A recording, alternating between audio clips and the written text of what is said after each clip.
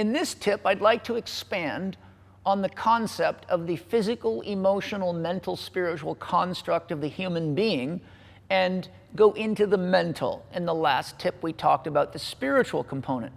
Well, what is the mental component?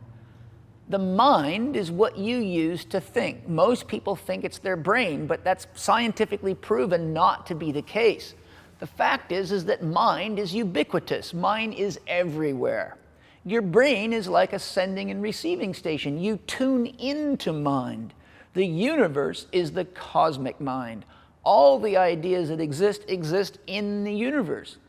This has been proven, for example, through what's called the 100th monkey phenomenon.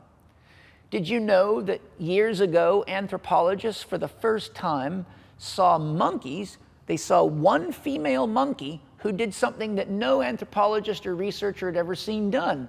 They saw the monkey pull a potato out of the ground, a tuber vegetable, go into the water, into the ocean, and rinse it off and eat it. And all the other monkeys watched in awe, and the anthropologists themselves were very surprised.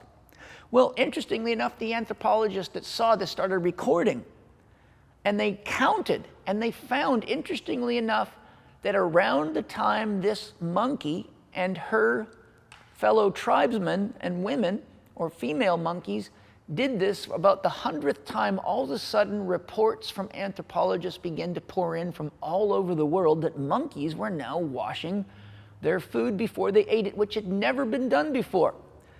Also, if you study the work of Joseph Campbell and other researchers in metaphysics, spirituality, psychology, and philosophy, you will find that when we look at the history of symbology, they found symbols on the walls of caves all over the world, thousands and thousands of miles away from each other, that were put on those walls at a time period where there was no way these people were able to catch airplanes or have traveled and shared their idea of these symbols. And the conclusion was that whenever a culture or a human being thinks an idea, it releases the idea into the field of mind, and it is picked up by your brain the same way if a radio transmitter station projects a signal, it can be picked up for miles and miles by anybody that has a radio. So how does that relate to you? Your mind is what you process your chosen ideas with. When you are born, you're like a tabula rasa, a clean slate. For example, when you were born, you didn't know what Santa Claus was, but somebody taught you about Santa Claus.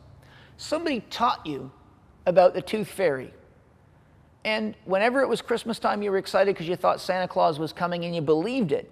And whenever you had to pull a tooth out and put it under your pillow, you thought for sure the Tooth Fairy was going to come and give you money. And because the money was under the pillow in the morning, you believed it. But one day you found out that Santa Claus was your parents and so was the Tooth Fairy. And what did you do? Very few adults still believe in Santa Claus or the Tooth Fairy. Why? Because they realized that the idea no longer served them. So you just reprogrammed yourself and you said, well, that's not true, so I don't believe it anymore. Now here's the reality of it. I've been working with patients for 24 years. And almost every one of these patients that I've ever seen had ideas that they were still keeping alive that did not serve them. To the degree that any idea no longer serves you, you can change that idea the same way you no longer believe in Santa Claus or the Tooth Fairy.